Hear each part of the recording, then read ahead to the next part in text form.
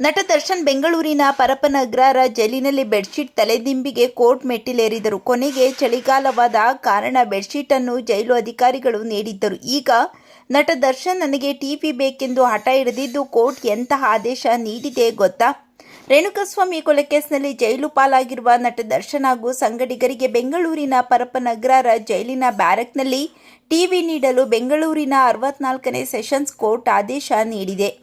ಜೈಲಿನಲ್ಲಿ ತಲೆ ಕೆಡುತ್ತಿದೆ, ಇರಲು ಆಗುತ್ತಿಲ್ಲ, ದಯವಿಟ್ಟು ಟಿವಿ ಕೊಡಿಸಿ ಎಂದು ಆರೋಪಿಗಳಲ್ಲಿ ಒಬ್ಬನಾದ ನಾಗರಾಜ್ ಇಂದು ವಿಡಿಯೋ ಕಾನ್ಫರೆನ್ಸ್ ವಿಚಾರಣೆ ವೇಳೆ ಕೋರ್ಟ್ ಜಡ್ಜ್ಗೆ ಮನವಿ ಮಾಡಿದ್ದರು. ಇದಕ್ಕೆ ಸ್ಪಂದಿಸಿದ ಕೋರ್ಟ್ ಜಡ್ಜ್ ಆರೋಪಿ ದರ್ಶನ್ ಇರುವ ಬ್ಯಾರಕ್ಗೆ ಟಿವಿ ನೀಡುವಂತೆ ಬೆಂಗಳೂರಿನ ಪರಪ್ಪನಗ್ರಹಾರ ಜೈಲು ಅಧಿಕಾರಿಗಳಿಗೆ ಸೂಚನೆ ನೀಡಿದೆ ಎಂದು ಮಧ್ಯಾಹ್ನ 64ನೇ ಸೆಷನ್ಸ್ ಕೋರ್ಟ್ನಲ್ಲಿ ಕೊಲೆ ಕೇಸ್ನ ಬಗ್ಗೆ ವಿಚಾರಣೆ ಮುಂದುವರೆಯಿತು.